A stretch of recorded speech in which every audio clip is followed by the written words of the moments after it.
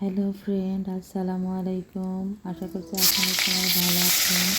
আলহামদুলিল্লাহ, আমিও ভালো আছি।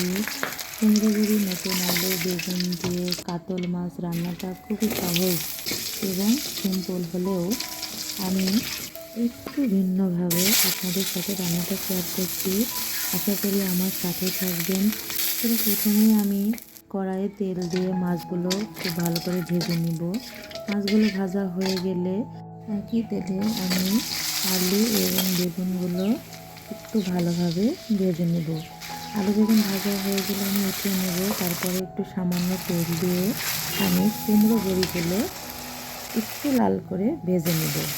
তো কুমড়ো বড়িগুলো ভাজা হয়ে গেলে আমি উঠিয়ে নেব।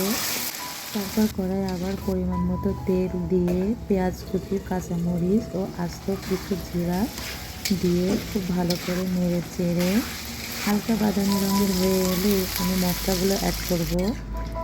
এখানে আমি শুকনো মরিচ, পেঁয়াজ, রসুন, জিরা বাটা দিয়ে দিব। এরপর 1 চামচ হলুদ ও স্বাদ মতো লবণ দিয়ে 5 মিনিট কষিয়ে নেব।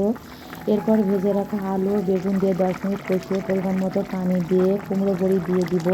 আরও 10 মিনিট রান্না করে নেব। এরপর ভাজা জিরার গুঁড়া দিয়ে আমি পরিবেশনের জন্য নামিয়ে নেব।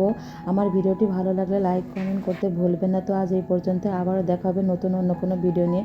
Thank you for watching this video.